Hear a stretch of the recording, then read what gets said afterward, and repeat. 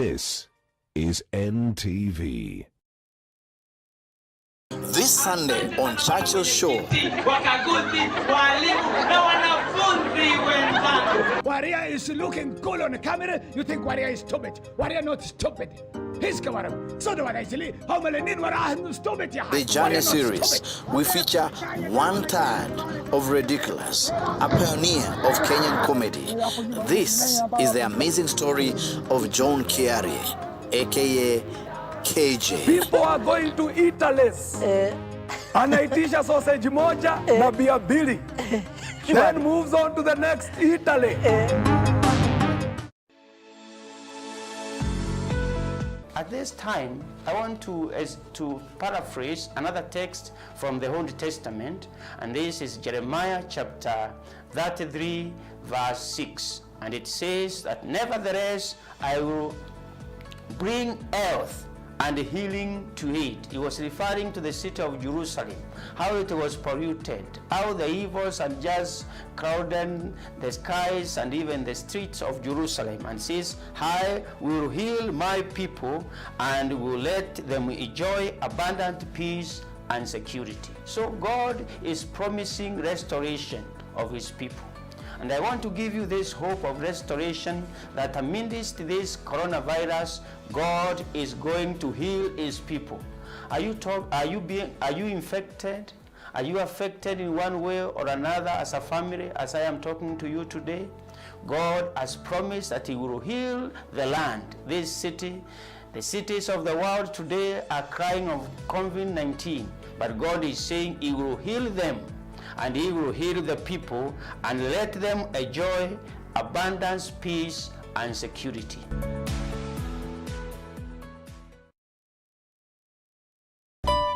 Hey, landlord! Landlord! Why must you call me in the morning? Why are you bothering me with several calls? Don't you know I'm a busy person?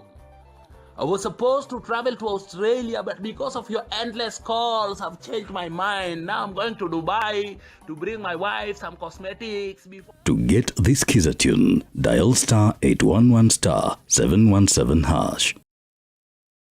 See, I had my trials when my bills dried my eyes. Retinoblastoma, a very rare cancer but very common in children. All my primary life and high school life, I never had any desk mate. They thought it was a disease that can go around affecting people. Why do we have so much of it in Kenya, and why are we losing more children to it? Well, those answers coming your way. Now our conversation today, retinoblastoma.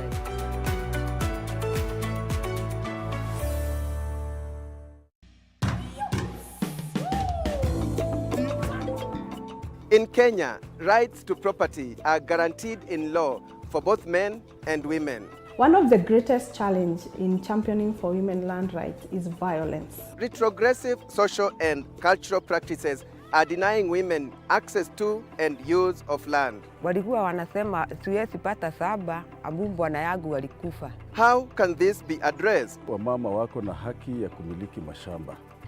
Her Land Rights, a special documentary this Sunday at 6:40 p.m.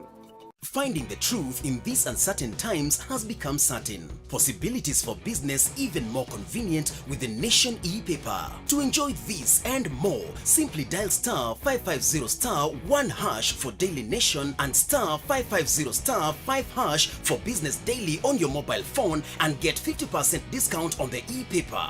Yes, for just 20 shillings each, the truth will find you and more possibilities right where you are. Dial star 550 star 1 hash for Daily Nation and star 550 star 5 hash for Business Daily today. Terms and conditions apply. The three sides of Anna. I gave you everything that you asked for. What did you do? You went to my office stinking drunk to threaten me with a weapon. No, not like this, no. Someday I'm going to be able to prove that you and Marcelo killed Gina. He is going to fight for the woman he loves, and I, Ramiro, will help him with everything that he needs. Do you hear me? Before you marry Ana Laura, you experience, in the flesh, what it's like to live with a permanent disability. No. Welcome to my world, Ramiro. The three sides of Anna.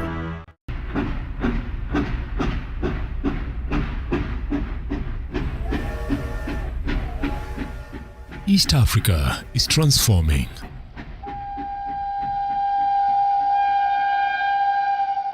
And so are we. We are now more diverse, more visual, more engaging. Grab a copy of the new East African.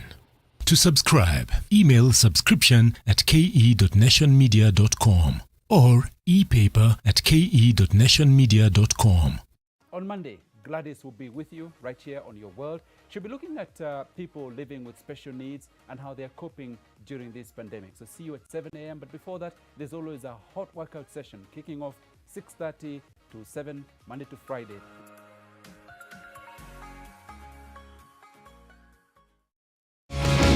An estimated 166,000 new cancer cases and 41,000 cancer-related deaths were reported in Nigeria in 2018. With this number of people dying from the disease, why then is cancer treatment so expensive?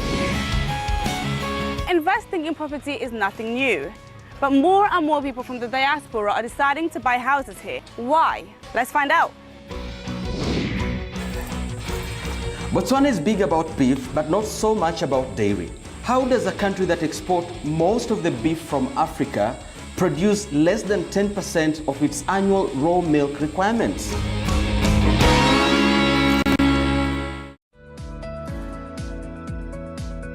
Let us continue to worship and pray as individuals and families, and our God will surely hear us as we act in obedience to the book of Isaiah 26:20. Go, my people, enter your rooms and shut the doors behind you. Hide yourselves for a little while until his wrath has passed by.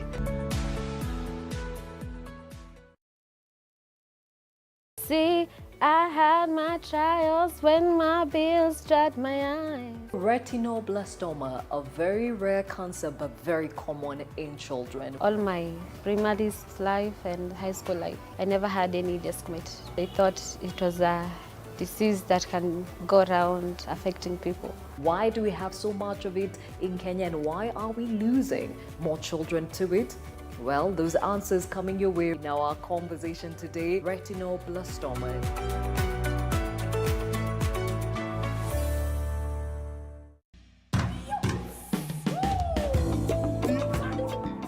In Kenya, rights to property are guaranteed in law for both men and women. One of the greatest challenges in championing for women land rights is violence. Retrogressive social and cultural practices are denying women access to and use of land. Walikuwa wanasema siwezi pata saba, abu bwana yangu walikufa. How can this be addressed? Wamama wako na haki ya kumiliki mashamba. Her Land Rights, a special documentary this Sunday at 6:40 p.m.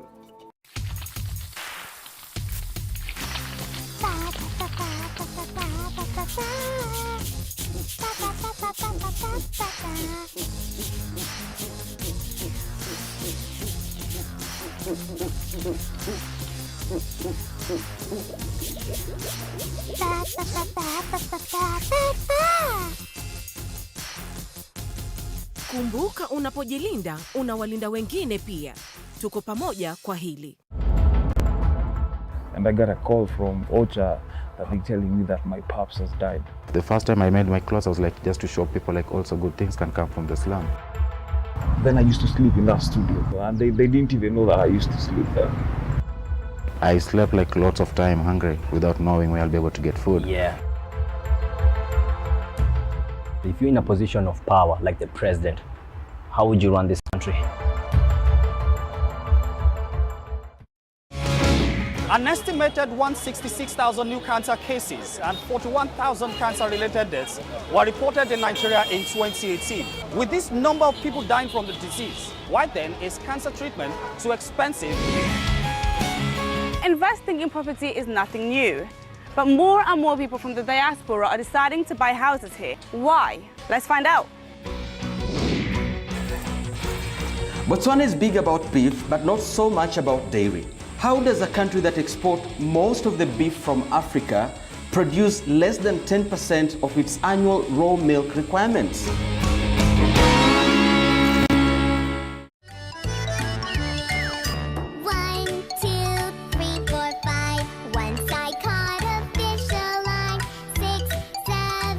young ones are at home and we know how that can go. Don't worry, we've got you. A lesson will be learned. -3 times -4. They can have fun as they learn on NTV. What does 0 mean? It's just a number that means nothing. This is so much fun! It's our secret. NTV, turning on your world. Kids Edutainment in association with Blue and Peanut Butter.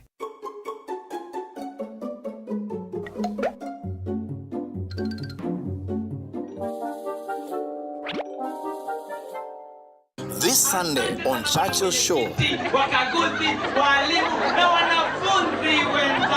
Waria is looking cool on the camera. You think Waria is stupid? Waria not stupid. He's going so the one actually how many stupid. The Journey series, we feature 1/3 of Ridiculous, a pioneer of Kenyan comedy. This is the amazing story of John Kiari, aka KJ. People are going to Italy. Anaitisha sausage moja na bia mbili. Then moves on to the next Italy.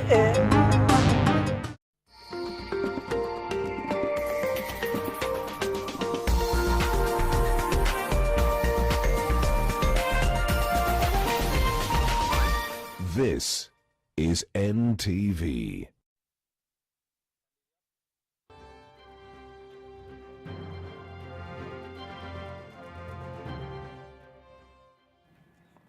A very good afternoon to you. I'm Smriti Vidyarthi and welcome to our conversation on food safety.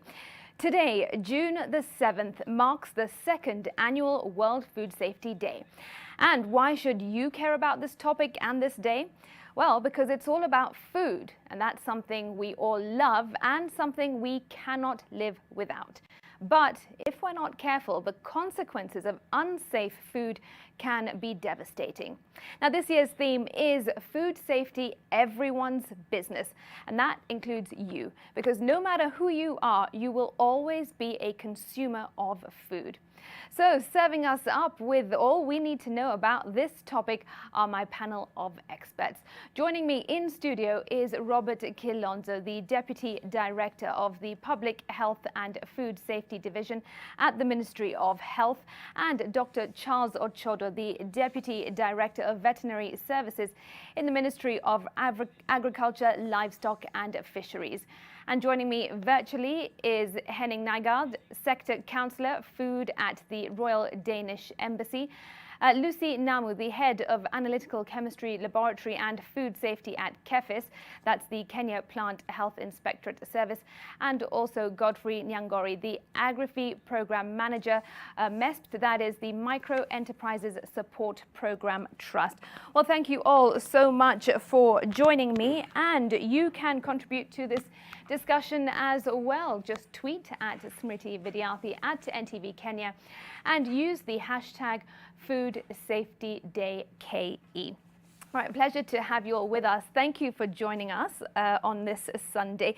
I will start this conversation with you, Dr. Ochodo. What exactly is food safety? Because people tend to confuse it at times with food security, but there is a very important difference. Yes, food safety is sometimes confused with food security, but the two terms are different, even though a little bit related. Food safety actually refers to food that may not cause harm when consumed. And such food is then expected to be free from harmful substances like microorganisms, that is bacteria, viruses, fungi. Also free from contaminants, physical substances, free from toxins. So food that may not cause harm to people is said to be safe when consumed in the right way and consumed in the right quantities. All right, Henning, I'll bring you in at this point because food safety not only impacts livelihoods, but in the grand scheme of things, the lack of food safety can have a knock-on effect on economies, trade, tourism, you name it. Tell us why it is so important to observe food safety. What are the risks? Yes, thank you. Let me start appreciating being a part of this initiative of putting more focus on food safety, both globally with the World Food Safety Day, but also in Kenya to put more focus on strengthening and also make better food safety measures. And of course, food safety has a very important implication on not only health, as Dr. Choro is mentioning, but also on trade and economy. Food safety and quality measures is very often linked together by the consumers and also by companies buying products abroad. And I think most of Kenyans know that Kenya has, for example, a problem exporting dairy products also to other African countries. And one of the reasons is, of course, the problems we see in the dairy sector with contaminants and high levels of bacteria and so on. And dairy is not only the only area where we have problems in Kenya. We see it in where we export horticulture to Europe and other countries. The maximum residue levels are quite often too high, and then there'll be a ban on products from Kenya. So it has economic implications also for trade and interaction.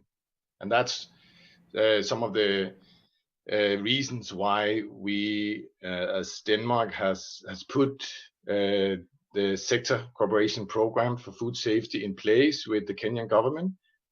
And for the last 4 years, we have worked very closely together with the competent authorities and also to private stakeholders to try and improve this situation for everybody. All right, thanks. And we'll come back to that issue shortly. I just want to bring you some facts and figures. And an estimated 600 million people in the world, that's almost 1 in 10, fall ill after eating contaminated food, and 420,000 die every year. Children under 5 years of age carry 40% of the foodborne disease burden, with 125,000 deaths every year. Now, these are some staggering statistics with regard to the global situation. I want to narrow it down and bring it home. Mr. Kilonzo, I'll bring you in here now. What is Kenya's situation with regard to food safety, particularly in this time when we're battling with the coronavirus? Thank you, and thank you for having me in this discussion. And straight away to your question, the numbers you have given, these are not small numbers. Globally, these are not small numbers, and especially when you mention out of these big numbers, 600 million, 40% being the under fives, that puts a gloomy picture into the growth of a country. Simply because if you get the under 5 getting infection arising from consumption of food, definitely you may affect the growth of the children. With respect to the current situation which we are in, you find that we are trying as much as possible as a country to live in the new normal. And as you have tried to put it, that food safety is a responsibility for everybody, not only the regulator, the government, but even up to the consumer. You find that we are trying as much as possible as a government to do the regulatory part, but bearing in mind the conditions which are being put in order to mitigate the COVID-19. For instance, you may find that there is reduced surveillance simply because of the movement. Again, when you say you reduce the number of people who are working, for example, in a food plant, definitely what you are saying is that if you are working in one specialized area, you may be forced to work in two areas. Now, the concern to the regulator is that if you are not very familiar with the area where you are going to work, you may not handle it with respect to the hazards which you are supposed to prevent. So we are trying to build the capacity of the county public health officers by virtual meetings every week. We have been having discussions on how do you do inspections and how do you do surveillance, especially during these times of COVID. And it is a challenge because even if, for example, you get samples, for example, into a far county, pick, for example, Taita Taveta, and you want those samples to be analyzed. You may be finding a situation whereby the parameters which you want them to be checked on, you can either do it in Mombasa or you can do it in Nairobi. Now, issues of lockdown and issues of reducing number of the analysts in the laboratories. But having that said and done, the labs, they are now picking and adjusting to the new normal, and they are able to test some of the samples which they will be receiving. But the flow of the samples for the analysis is not as it was the case before. Okay. All right. Well, let's just go back a step. Lucy, I'll bring you in here now. Prior to COVID-19, what have been the biggest challenges facing food safety in Kenya? Is it a lack of resources? Is it a lack of sensitization and understanding on how important the issue is? I'm sure there's a myriad of challenges. Can you share some of them with us? Thank you, Smithy, and thank you, NTV, for having us on this show. Indeed, as you've highlighted, those are some only but snapshot of some of the challenges we've had. First off, I think the most critical that has been the paramount overarching challenge in all the sectors we've seen is limited awareness. Limited awareness in terms of all the segments, all the players in the value chain. Be they the producers, that is the farmers, be they the handlers, be they the packaging agents, the retail agents, and the exporting agents. So a lot of resource that we have spent has been on awareness. And in and above all this is the critical understanding of the role that each player has in ensuring that food is safe. We have spent a lot of resources in training of farmers for them to understand how much as we are producing food, how this food can then go and cause harm to someone else who is consuming it. So the critical areas in ensuring food is safe, food is free from contaminations, as you heard in the beginning, the biological, chemical or physical contaminations, and making sure that along the value chain, we clearly elaborate the areas where these contaminants can come into the food. Second, of course, has been with limited government resources. We find that we are less able to do the extensive work that we have been in the past. Several government agencies will attest to this for us. We have had a drastically reduced budget by over 55%. So we are working with limited resources, which means we have to focus on the areas where we see the highest risk to make the highest benefit for the consumers and the farmers at large. Over to now the marketing side of things. You know, Kenya is a big exporter of fresh produce. Some of the countries have had changing regulations that mean that the production systems have to adapt to move and comply with these new market requirements. So extensive training on top of that and negotiation with the different markets, that when the measures do come into force, we can see support to assist our small-scale farmers comply with the requirements. Thank you. All right, now the theme is food safety, everyone's business. And as a lot of the panelists have alluded to, everyone along the food chain is responsible in ensuring food safety from the source. That's probably the farmer, from the manufacturer, from the government, and of course to the consumer as well. Godfrey, what are the roles, the key roles that each of these players need to play? I know as a consumer, I may go out to the shop, think, some apples and carrots look fresh and pick them up. But really, what should all these elements be looking for? Yeah, thank you, Betty.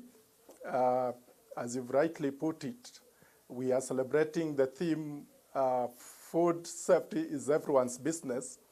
But for any successful food safety system, the following aspects need to be in consideration. Number one, who are the actors? And for instance, this year we are celebrating food safety, everyone's business or everyone's responsibility. So the question that we need to ask here, who is everyone? And then number two, we need to ask ourselves, what is the guiding philosophy?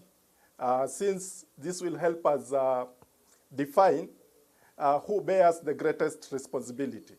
And then number three, what is the platform where key actors can be provided an opportunity to be able to interact?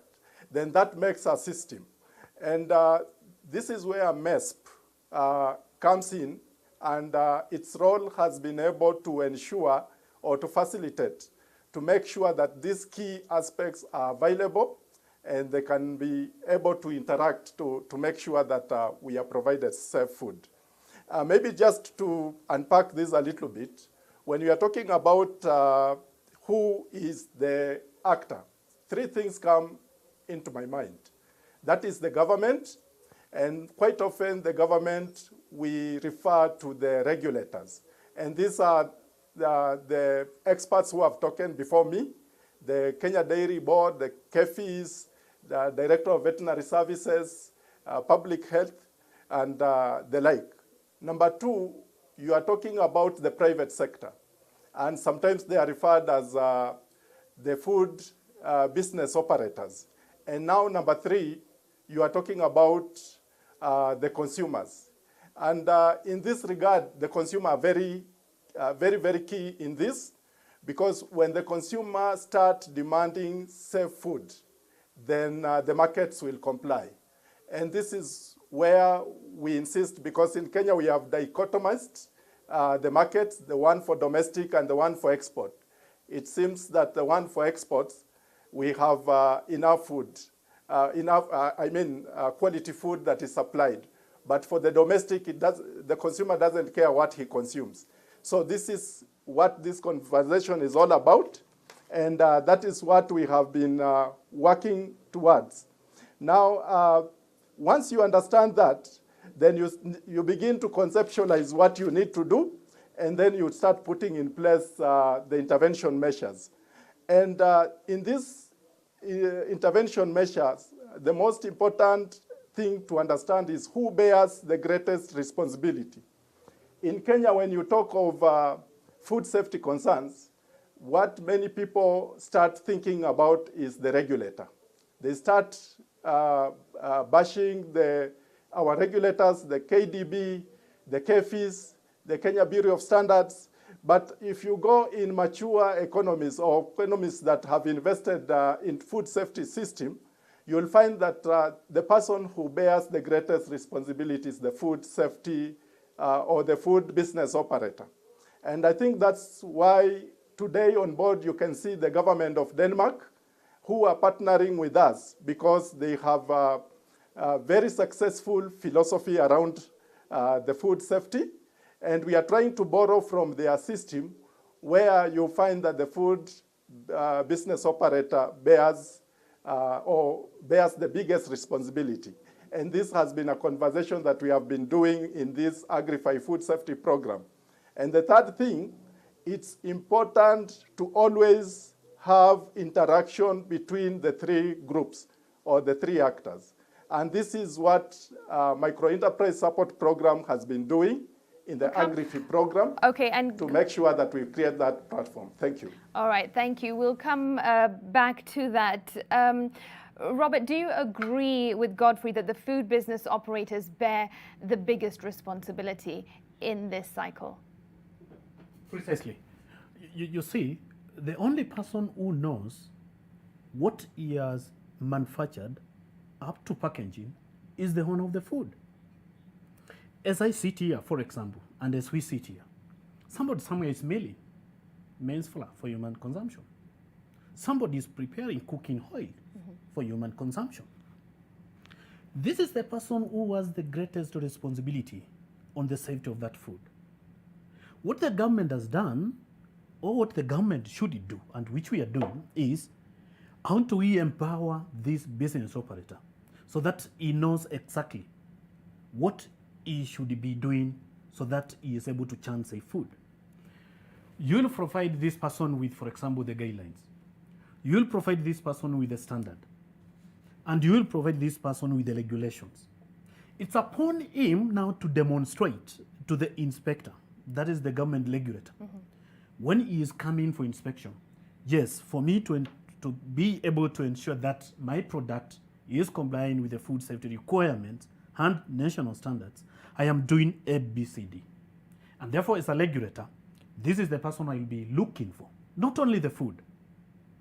Because if you start chasing the food, and that is what we used to do those years, and that is where we are trying to get out of, ideally you will not have a lot of impact.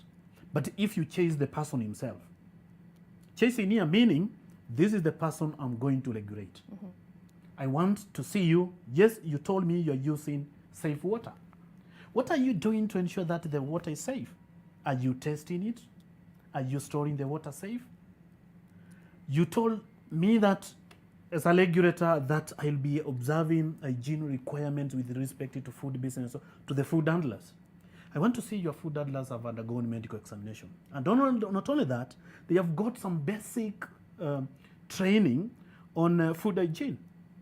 So the government prepares the food business operator to be able to do and manufacture food And safely. if they have the biggest responsibility, are they carrying out that responsibility, or are we seeing loopholes and gaps? Yes, there are loopholes here and there, but majority, some segments of food business operators have appreciated this new regime of working, and they are taking the responsibility. And as you can see, some time back there was in the media an announcement that if you did purchase this specific brand of, for example, maize flour, kindly it is bad, return it. You see, that never used to be before. And you'll see that miller, that processor, that milk processor, that miller for that maize flour or wheat flour is taking responsibility now. And that is the only way you can ensure food safety. Although it should have been the regulator that pointed that out, not necessarily the media. It was thanks to the media's efforts that it was exposed. The regulator really should have been the one to find those loopholes, isn't it? You see, the media is playing their role. As we said in the beginning, food safety is everyone's business. Right. So it's not like a competition that the media, you have got it faster than the regulator. That is not the case. Several times the regulator has got it, and probably it has not gone to the media. And he has engaged the business operator to see how you can go back into doing everything right. Okay. So, but the regulator will be now sort of like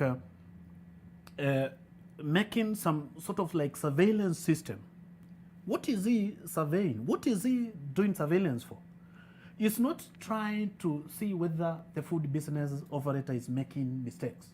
He's trying to see whether the system the business operator has put in place whether actually it is working.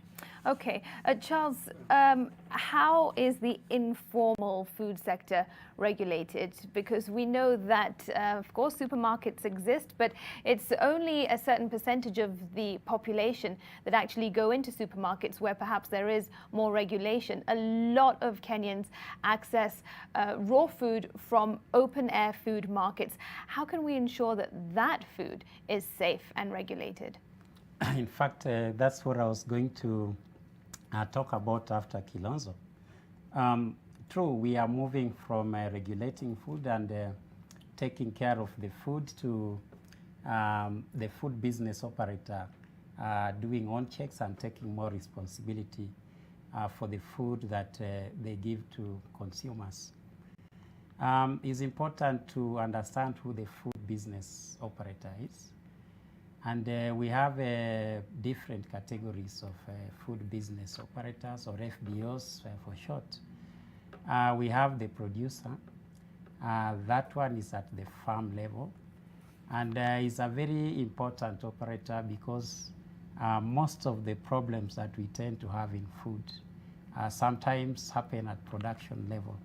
The residues that my colleagues have talked of, some of these organisms that might get into food, the toxins like aflatoxins, all these things tend to get into food very early. And it's a problem to deal with those issues down the chain. Then next in line, we do have the processors who again come in with certain raw materials and additives. And that could again compromise the quality. And after that, then we come to the traders. And it's among the traders that we have the formal and the informal. And like you say, a great deal of the food that Kenyans consume is actually from the informal market. And the informal market is a problem because it's most of the time not properly regulated. But there is an attempt we are making by trying to introduce the idea of traceability, being able to trace the food that is coming to the market, different forms of market, be it vegetables, be it fruits, where is it coming from? And we want to hold the person who receives the food responsible for whatever she or he receives. And then from that stage, where does it go to? It might go to another informal market in the estate, or it might go to the consumer. Then we want to do that. But by and large, the informal market is not fully regulated. You see people roasting maize by the roadside. You see all these things happening. So what we are trying to do is to create systems and regulations that will help us manage the informal market, just like we can do with the formal markets, the supermarkets, and so on. So it's still a problem. And how successful is it at the moment? I mean, what are some of the key challenges? Are we saying in a couple of years' time, for example, we might see a better regulated system in the informal markets? Definitely, we are moving there. It's a problem we have recognized, the open markets, the so-called wet markets, and so on, is a big problem. And we want, first of all, to develop procedures that can be used even at that level, because we cannot entirely do away with informal markets. But we can come up with simple procedures that they can be able to use, storage procedures for different types of food, keeping raw food, for example, from cooked food, and using things like clean water, having sanitary facilities within their premises, so that we have some kind of order, and even registering them and having designated places where they can be able to work. So we shall start with these procedures, and as we streamline the procedures, then we shall be moving into better regulation, where we shall be able to organize them, for example, into groups, And then we shall be able to manage them, and they'll also be able to understand themselves and what they are doing. Okay. Henning, a lack of resources has been cited by Lucy as one of the key challenges. And based on what Charles had just said, it seems that a lot of resources would need to be put in place to ensure the informal markets are regulated. Where then does the Danish embassy come on board, and what impact have you made in the country around food safety regulations? Yes, thank you. First of all, I actually don't think a lot of extra resources in this area is needed. Our approach has been to utilize resources much better than today. There's a lot of overlap between competent authorities, and that is issues we have worked with. So utilizing resources and approaches in a much better way, putting the responsibility back or where it belongs to food business operators, and have a improved inspection system, as Mr. Kilonso and Mr. Choro is talking about. That's definitely the way forward. Of course, it will put more emphasis and attention to a qualified inspection system. Is not about the companies controlling themselves. It's about a new way of approaching the companies or the food business operators, so the inspectors know what to look for, and maybe an improved education at the inspection level, so they actually know how to identify an operator that cannot document how they ensure safe food. That's what we have worked with for the last 4 years. I think we have been quite successful, as we can hear the main principles for how to regulate food is being changed. And I hope in the future we will see a Kenyan food authority that will bring all the competent authorities together that are working in this area right now. We have, I think, more than 10 players, government players that regulate and sometimes overlap in their approach to control the end product, which we try to change with the approach. So it's a long it's a long process. It's not something that happens overnight. I think also in Denmark it took us more than 10 years to change the philosophy and the principles to trickle down. And let me just return to the theme we talked about before, everyone's business, the theme for the second World Food Safety Day, everyone's business and shared responsibility. Of course, that is correct, but it's also very important here that we don't take responsibility for the same things in the chain.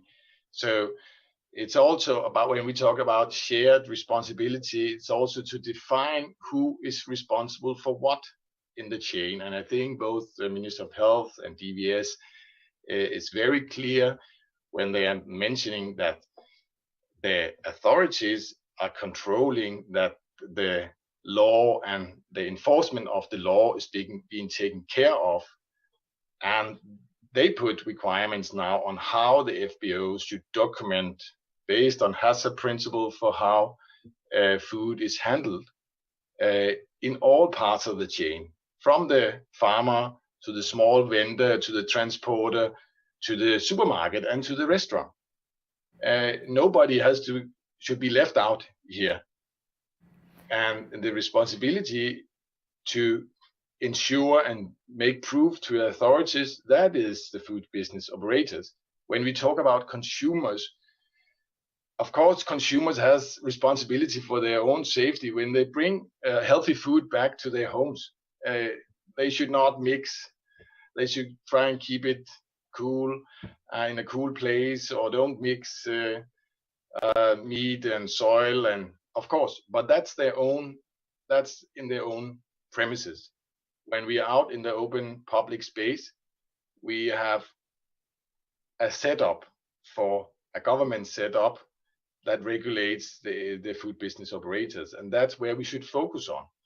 And I think it's important when you talk about resources, it's important not to use a lot of resources to put up, for example, testing facilities in every county. It's much better to put resources on some very strong reference labs for each part of the sector, in dairy and kefits for horticulture and crops and so on, and then make sure they have a lot of tests, so they become very qualified in everything from the sampling and processing, a cheaper test result for everybody in Kenya. And testing in itself does not improve the food safety system.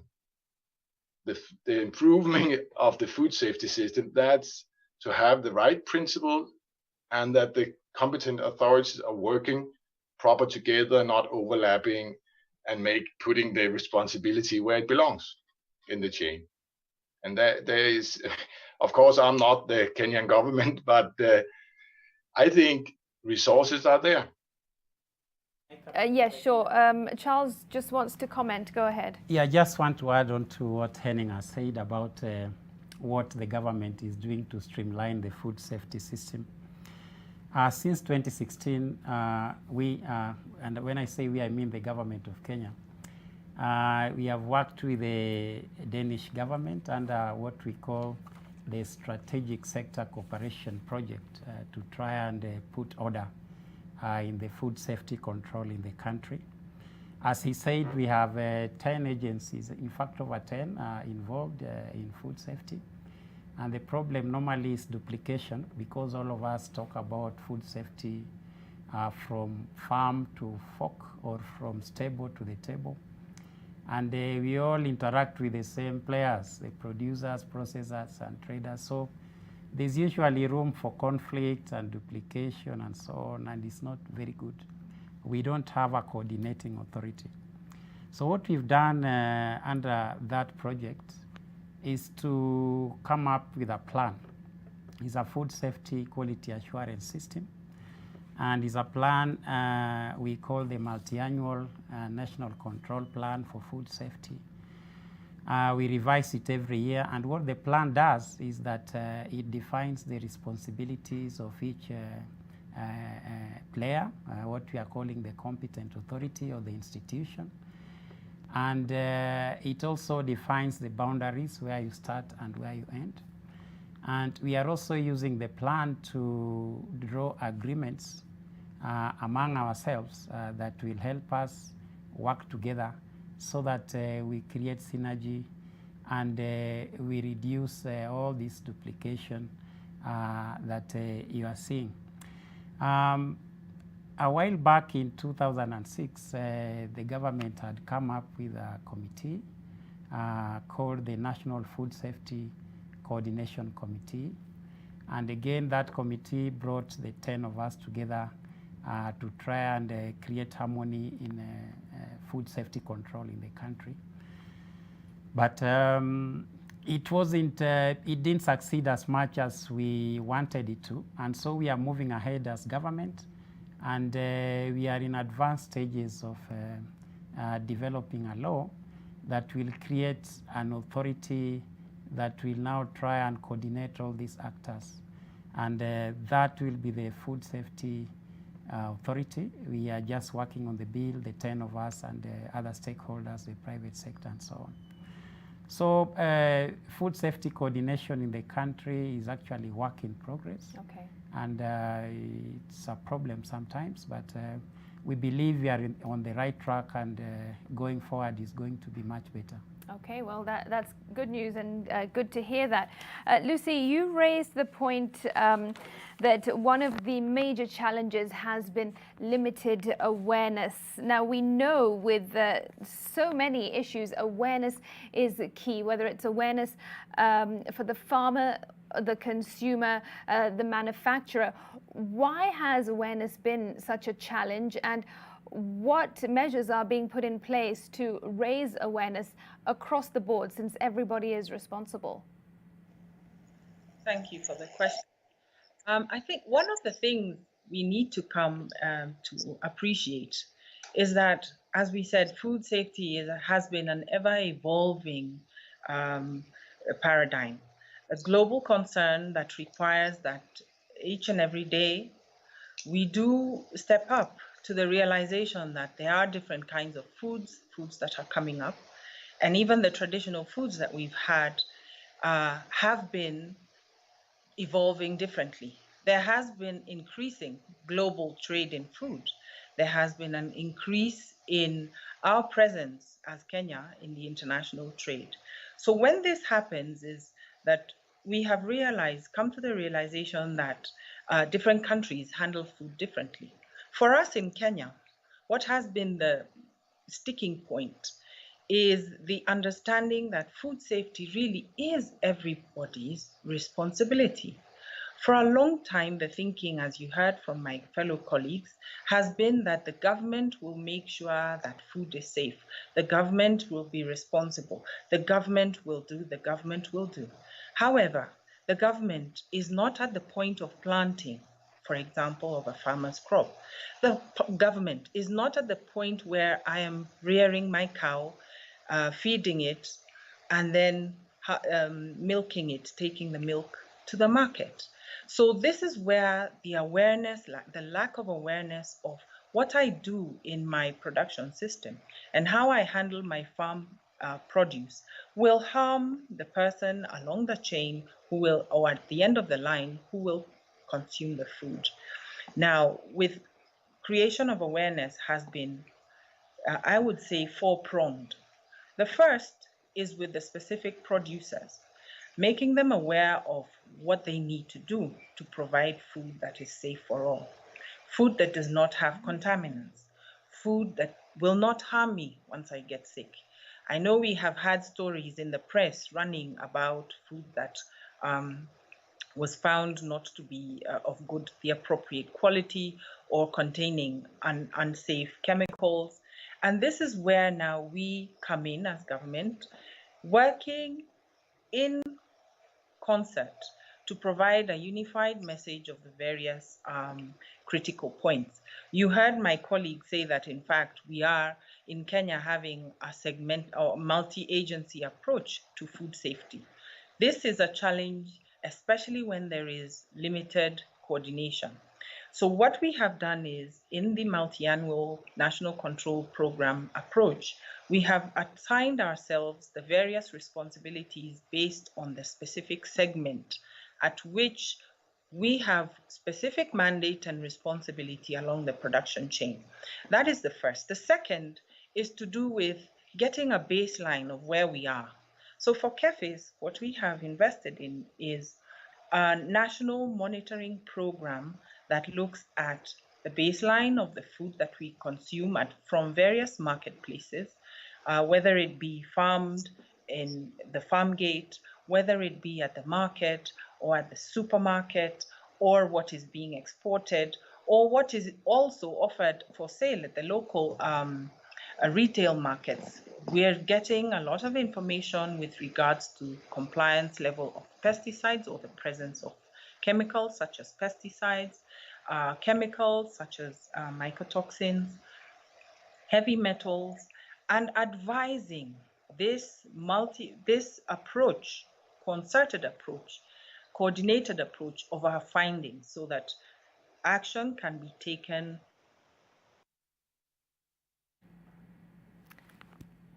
All right, unfortunately. Point. Also, what we do is we are providing linkage. And this is the third, linkage for market access. Many of the farmers who come on board wants to make extra. Indeed, Kenya has been known to be an agricultural-based country. 70% of the activities are agriculture-based and supported through agriculture activities. Therefore, the producer ultimately needs to be made aware of the opportunities for market outside the country. KEFIS, as the national plant protection organization of the country, has come in to make people aware of opportunities in various segments. And fourth is providing, of course, the scientific backstopping for these markets to be opened. We all know that Kenya is a member of the World Trade Organization. There are rules set by member countries to govern trade in food, and as such, Kenya ascribes to those foods. So we are providing that link, if you like, from the producer to the market, which is outside the country. And it has been challenging in that with limited resources, we need to focus where we have the most impact and where the risk is the most. Thank you. All right, thank you, Lucy. Godfrey, I'll bring you in now before we take a breather. MEST, of course, is the Micro Enterprises Support Program Trust. What interventions is the Trust making with regard to food safety in Kenya?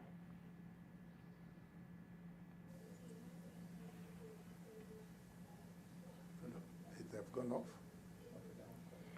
Can you hear me, Godfrey? Yeah, you can repeat. I can hear you now. Sure. Okay. I was just saying your organization, that's the Micro Enterprises Support Program Trust. It's a development organization. What role is it playing in food safety in Kenya? Oh, thank you, Meti. And I'm happy that this conversation that has brought in various actors, you can agree with me that these actors are talking in the same voice. You can agree with me that there are key issues that are coming up in this discussion in terms of coordination, in terms of capacity building of value chain actors, in terms of strengthening the capacity of private sector and selected government agencies, so that they can be able to enforce standards and also assure us in terms of food, animal, and plant health. So what this program is doing in collaboration with the Danish government, and of course the program is funded by European Union through DANIDA, we are strengthening the capacity of value chain actors through the ETVET system approach. What I mean is, when you talk about production, it means that the people who are producing that food must have the right competencies, the right attitudes, and they must have the right capacities to do everything within production.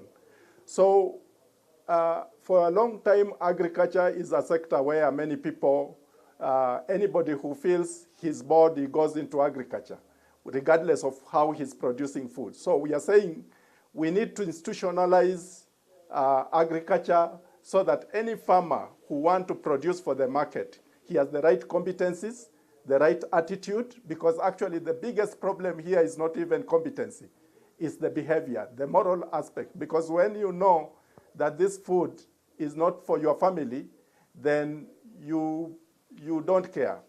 Number two, we are strengthening the capacity of private sector.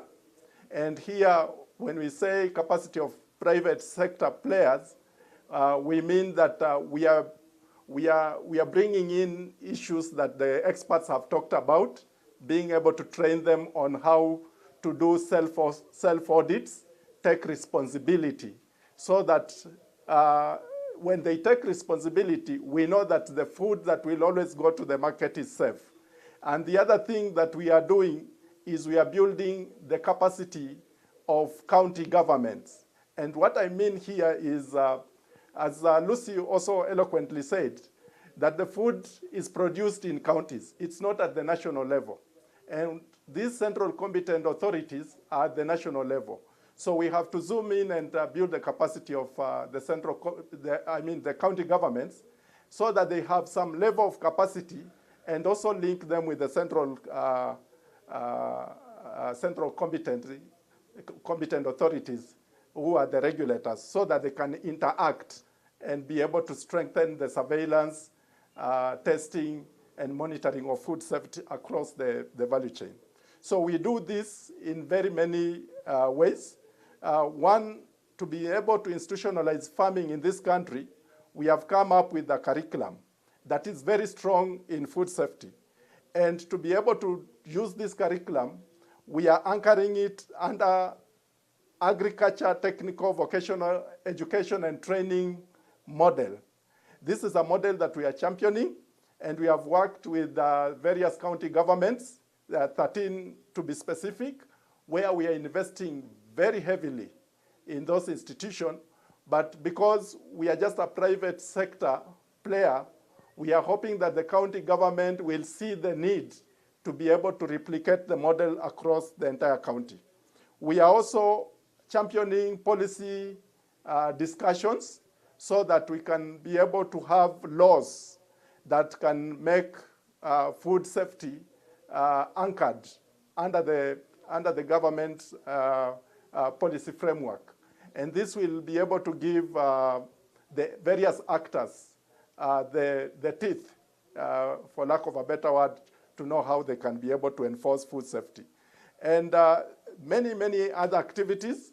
And again, I remember there is a conversation that we are already talking in view of the COVID-19, and we know that COVID-19 originated from China, from a wet market.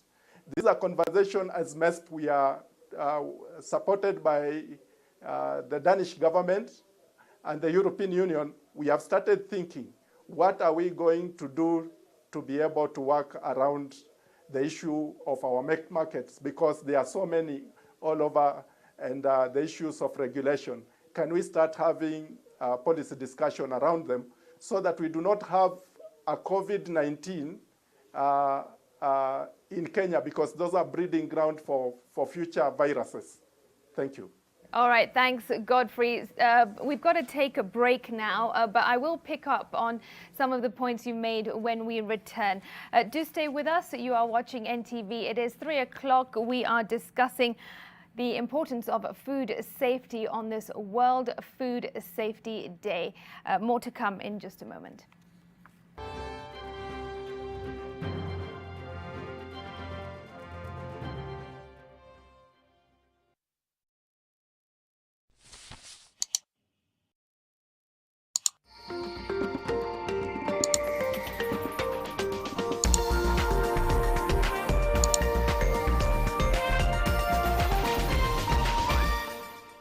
Agrify Food Safety Program funded by European Union, implemented by Micro Enterprises Support Program Trust through Danida, promotes investments in food safety systems and capacity building. Agrify calls agricultural food producers to adopt good practices and maintain food safety standards. Program works closely with competent authorities, county governments, partners in support of food safety in Kenya. Food safety, shared responsibility.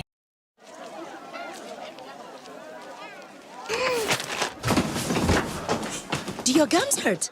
Yeah. Does your toothpaste contain sage, eucalyptus, myrrh, chamomile? All that in one toothpaste? Yes, try Colgate Herbal. Colgate Herbal contains nature's best herbs and Colgate's fluoride technology to give you strong teeth and healthy gums. Ah, Colgate Herbal. Let's go. Colgate Herbal for strong teeth and healthy gums naturally.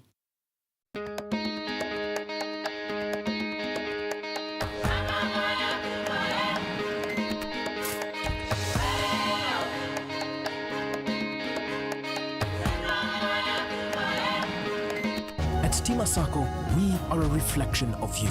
We are a stable, financially sound institution providing tailor-made services to add value to your life, time and money. We are guided by your aspiration. We are Stima Sako, a true reflection of you. Wow, what a run! Hyun-Min Son from inside his own half has scored! Staggering!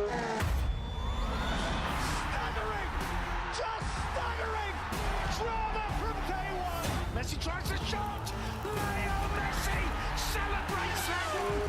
This is the league we want to watch! Where does football go from here? The wait is over. Live sport is coming back. Stay connected to DSTV. Who wants to answer? Mary? Mary has a toothache. Oh, I see. And who knows why? Because the tooth is too big.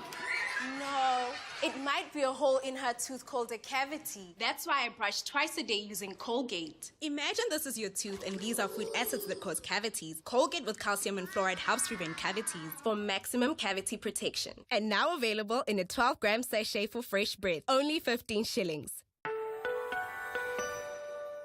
Agrify Food Safety Program funded by European Union, implemented by Micro Enterprises Support Program Trust through Danida, promotes investments in food safety systems and capacity building. Agrify calls agricultural food producers to adopt good practices and maintain food safety standards. Program works closely with competent authorities, county governments, partners in support of food safety in Kenya. Food safety, shared responsibility.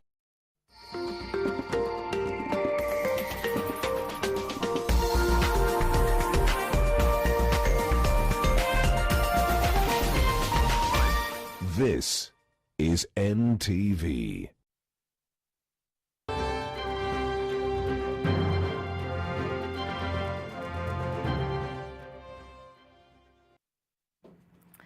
Thanks very much for staying with us on NTV. Our conversation on food safety continues.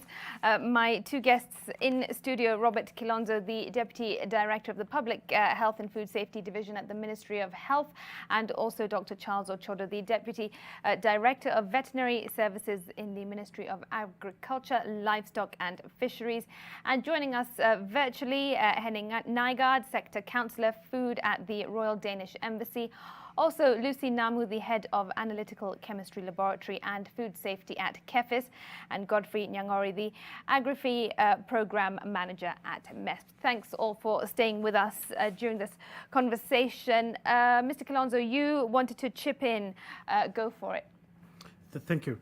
The journey which we as a country we have been taking towards reforming food safety regulation in the country started gaining steam in 2006 when the EU came up with a new regulation, Regulation 178, which really gave us a wake-up call that we need to reorganize our house if we are ever to trade with the EU.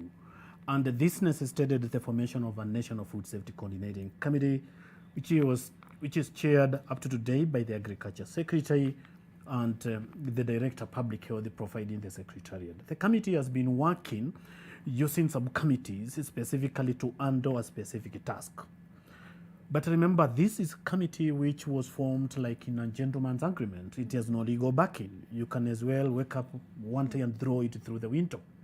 So we have transformed ourselves into the current working which is going on with respect to the new support which we have from Denmark, whereby we are zooming into the responsibility which each regulatory agency has to do in the so-called what Dr. Ochodo was talking about, the multi-annual national control plan.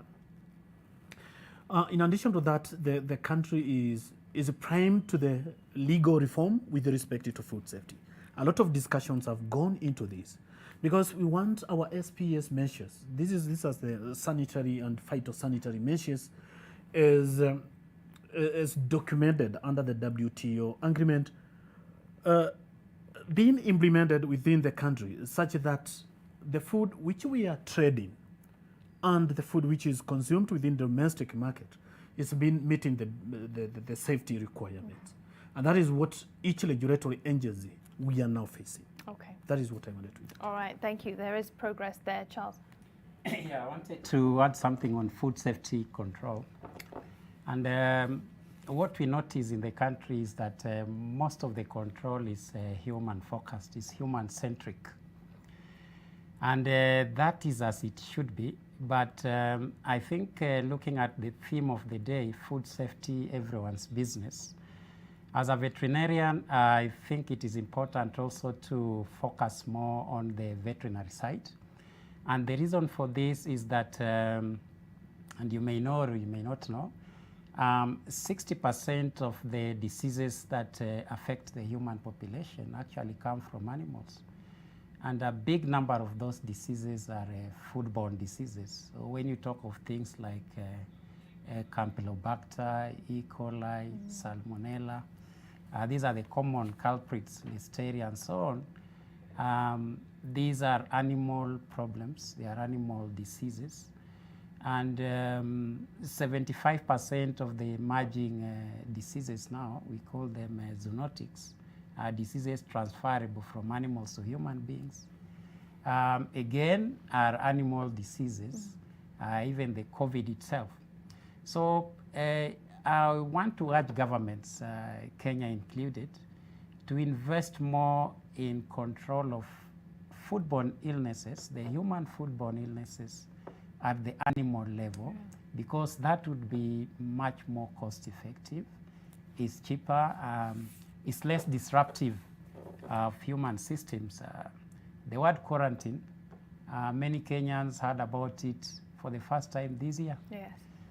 But in veterinary services, quarantine and isolations, those are the order of the day. We do that all the time to control animal diseases. So the point I'm trying to make is that a great deal of what disturbs us in food safety as far as the human population is concerned, because that is the focus, is to do with animals. And therefore, if we could focus more on animal disease control, we could do much better.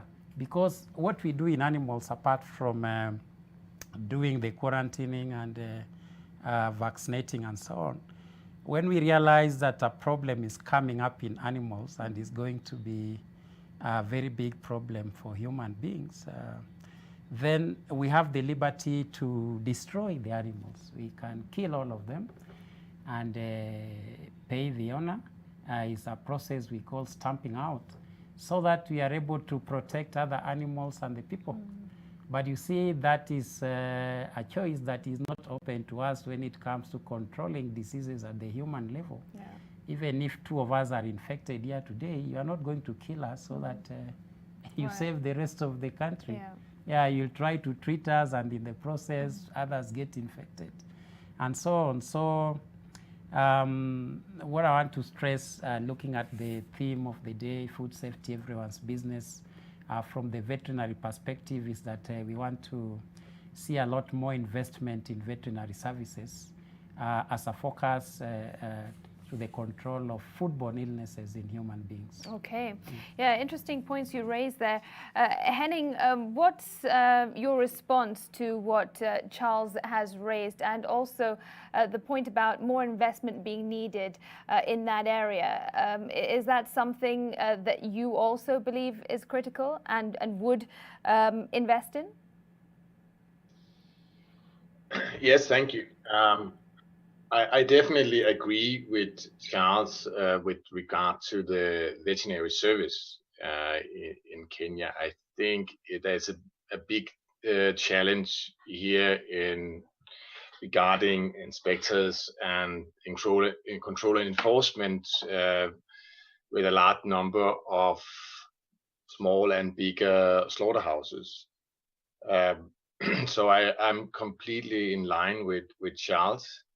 On the other hand, I think we should also appreciate the engagement that the Kenyan government has taken also to commit itself to the World Food Summit that has taken place the last 2 years in Copenhagen, and also signed a commitment on food safety.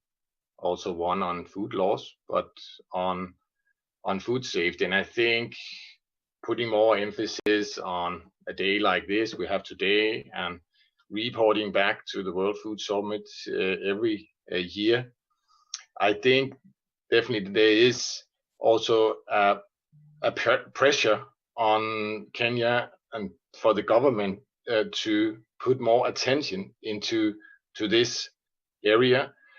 One thing is resources, and we all could use more resources, what we are doing, and I completely agree with DVS, but also we have to remember that the mind-changing issues here of how to inspect and control the food business operators is a capacity building thing that can also be used with the present staff. And I think the first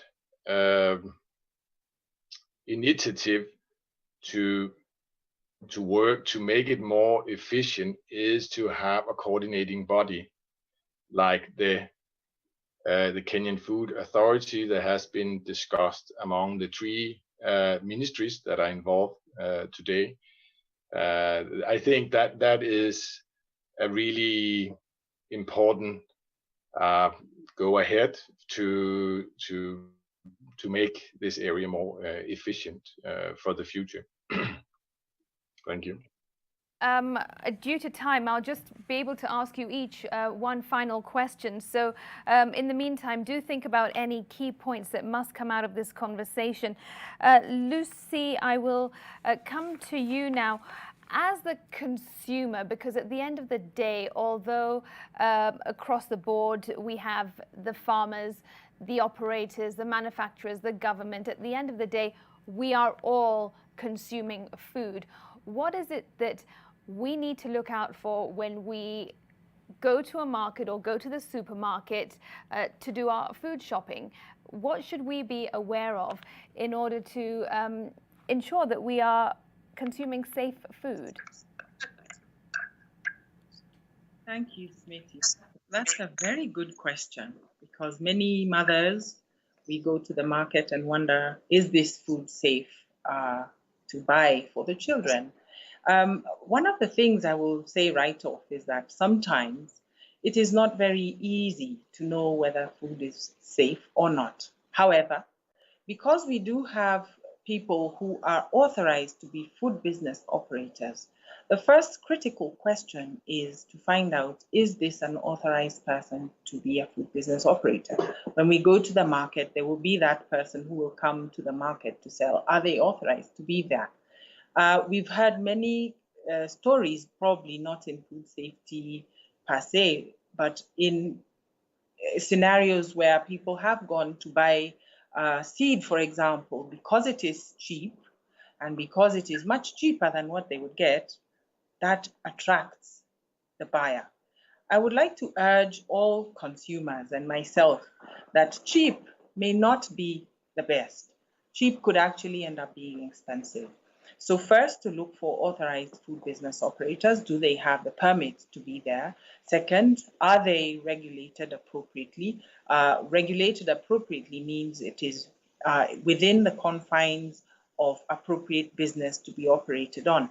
My colleague Kilonzo, I think, spoke about people who have been selling food along inappropriately dirty areas, I would say. And that sometimes has been a concern to us. You know, the responsibility, therefore, is for we, the consumers, also to raise concerns when we have bought something that has ended up causing illness to the family. We know that that is really not what should be happening. However, with the thin resourced regulation in terms of presence of government inspectors on the ground, we would urge the consumers to also be very vigilant on this. I think to add on to a point that Kilonzo shared, in 2006, when this National Food Safety Coordinating Committee was formed, we actually had an issue, a trade issue that was threatening the livelihoods of some people, of our farmers. Critically, we did come together, and one of the quick fruits, even before we had the intervention, additional intervention from the Danish government, was that we found that coordination among the regulatory agencies was critical and key.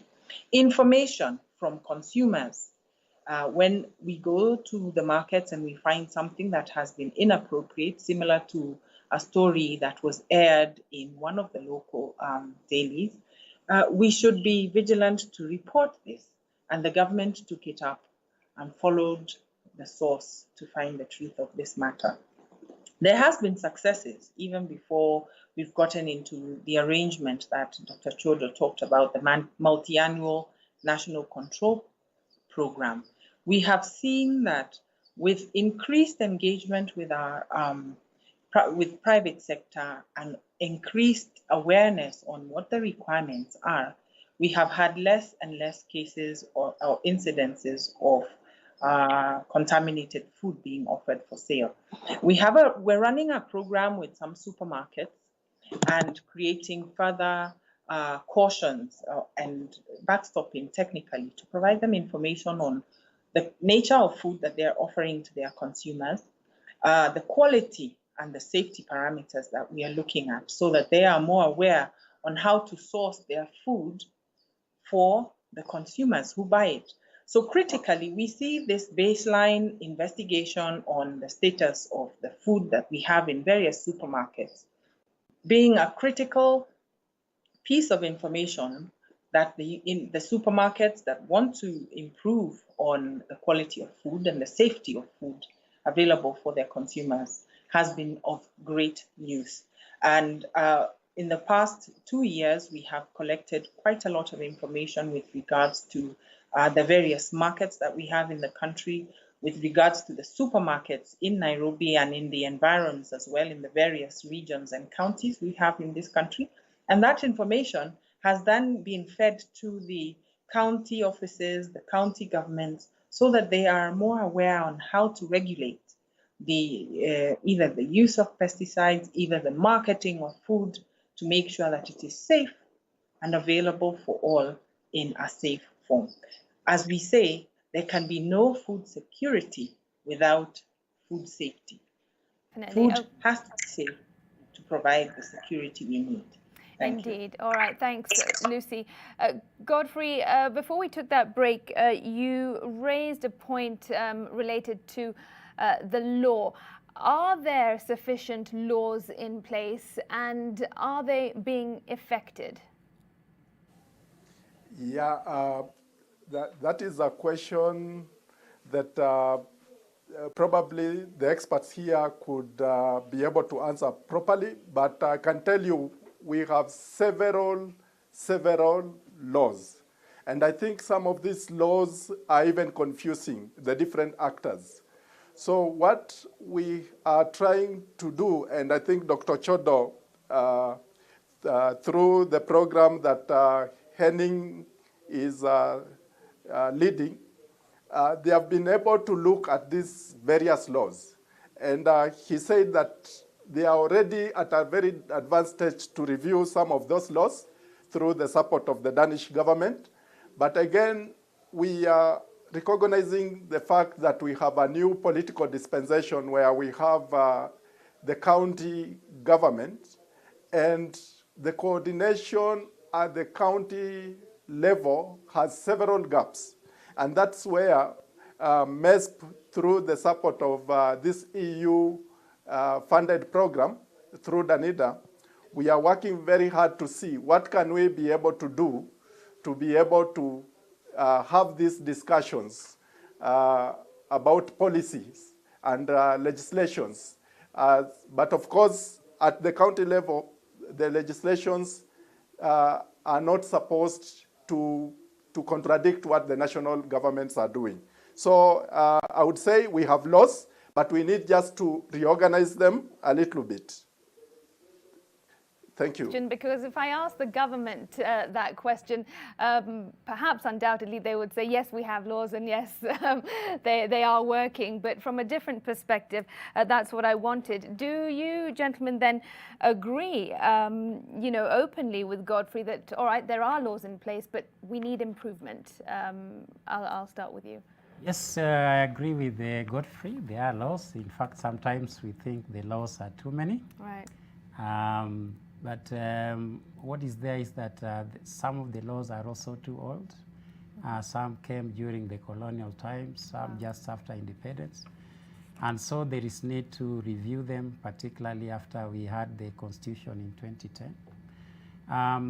What is lacking, and most of us have alluded to here, is coordination, because the laws are distinct for each institution that is involved in food safety. So what we lack is a coordinating law, and that is what we are working on collectively, what we referred to earlier as the Food Safety Authority. We are working on a bill that will help us coordinate all the institutions involved in food safety. And that bill will then link up with the various laws that are existing. And so the laws are there, and what I tend to think is that we put too much emphasis on laws at the expense of procedures, because laws really just tell you to enforce something. Something is done right or is not done right, and then you want to punish somebody, but that is not what is important. Because we have, as we have seen during this COVID-19 pandemic, you cannot be able to punish everybody. You don't have enough cells for all the people breaking the laws. So my approach normally is to go the way of educating the people on the procedures that can help them implement those laws, because these laws are not meant to punish, they are actually meant to help.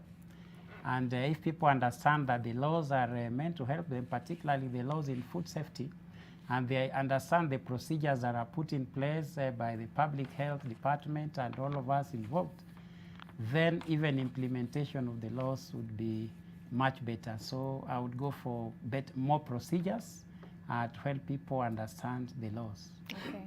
All right, Klonzo.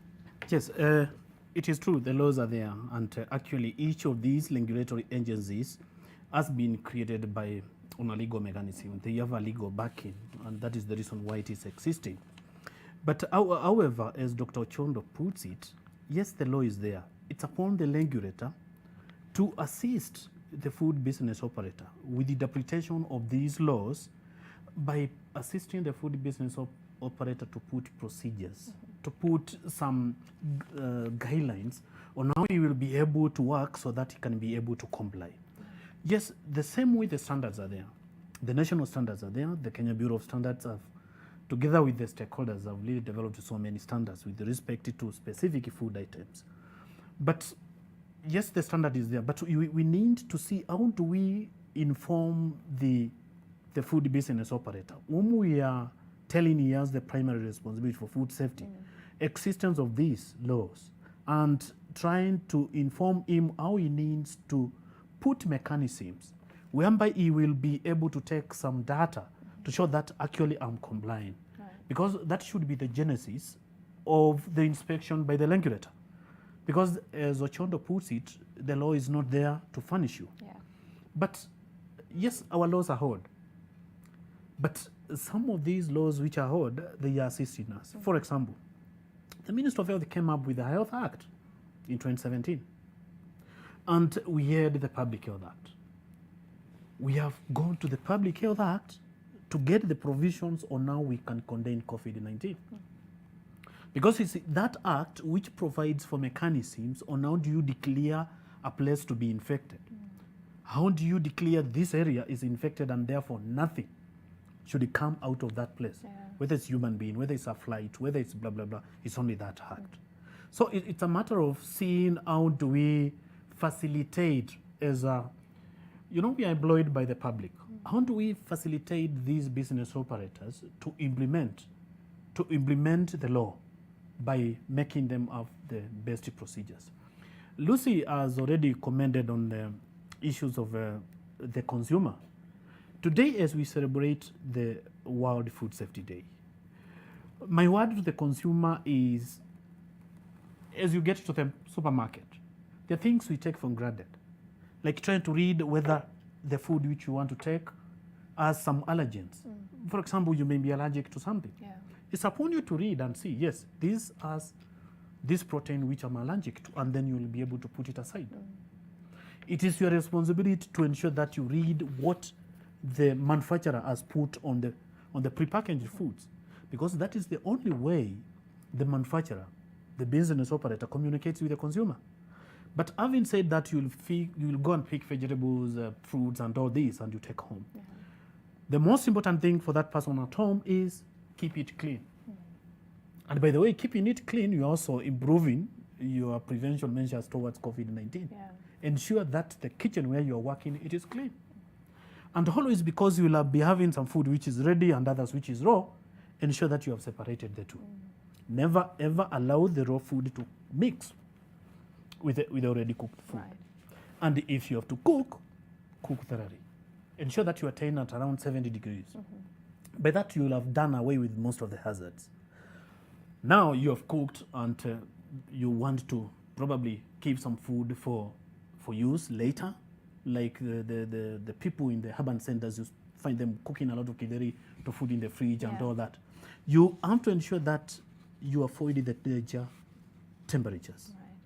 And temperature between 5 degrees and 60. That is the danger zone. That is where you'll get most of the microorganisms. Right. So ensure you avoid this. And lastly, always ensure you use safe material and safe water. All right. In that way, those are the 5 key points which you need to take home as we celebrate this day. All right, so a lot of personal responsibility, and if you didn't know, now you do know. And certainly a lot of awareness does need to be spread and created as well. And a few ways that people can celebrate this day is by educating themselves, educate yourselves about food safety, and then share that correct information. All right, we are out of time, I'm afraid, but thank you so much to all my panelists for your contribution during this conversation. In studio with me, Robert Kilonzo, the Deputy Director of the Public Health and Food Safety Division at the Ministry of Health. Thank you. Charles Ochodo, the Deputy Director of Veterinary Services in the Ministry of Agriculture, Livestock and Fisheries. And joining us virtually, Henning Nygaard, Sector Councillor Food at the Royal Danish Embassy here in Kenya. Lucy Namu, she is the Head of Analytical Chemistry Laboratory and Food Safety at KEFIS. And also joining us, Godfrey Nyangori, the Agri-Fee Program Manager at MESP, that's the Micro Enterprises Support Program Trust. Thank you all so much for joining us on this World Food Safety Day. You can continue the conversation online using the hashtag using our hashtag Food Safety Day KE. You've been watching NTV. Thank you for your contribution. I'm Smriti Vidyarthi. Have yourselves a good afternoon, and do stay tuned because we are expecting an update from the Ministry of Health regarding the latest COVID-19 numbers in the country.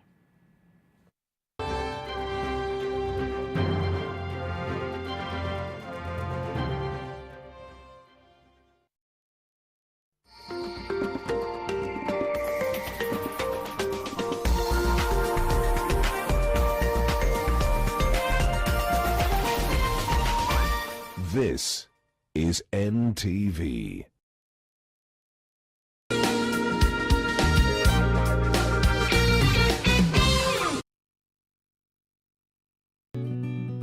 I help women find independence by training them in fish farming. It's tough on my back, joints, and can cause headaches.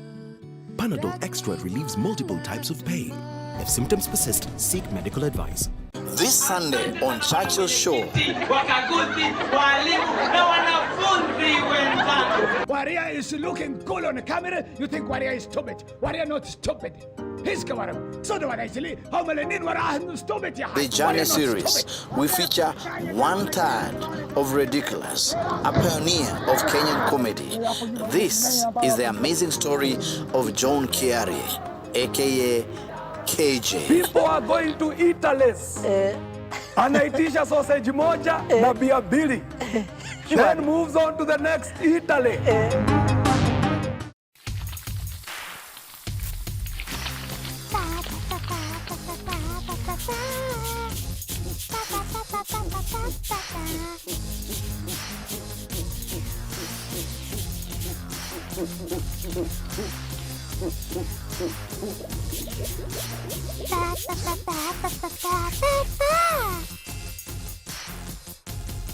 Kumbuka, unapojilinda, unawalinda wengine pia.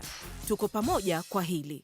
The three sides of Anna. I gave you everything that you asked for. What did you do? You went to my office stinking drunk to threaten me with a weapon. No, not like this, no. Someday I'm going to be able to prove that you and Marcelo killed Gina. He is going to fight for the woman he loves, and I, Ramiro, will help him with everything that he needs. Do you hear me? Before you marry Ana Laura, you experience, in the flesh, what it's like to live with a permanent disability. Welcome to my world, Ramiro. The three sides of Anna. Let us continue to worship and pray as individuals and families, and our God will surely hear us as we act in obedience to the book of Isaiah 26:20. Go, my people, enter your rooms, and shut the doors behind you. Hide yourselves for a little while until his wrath has passed by.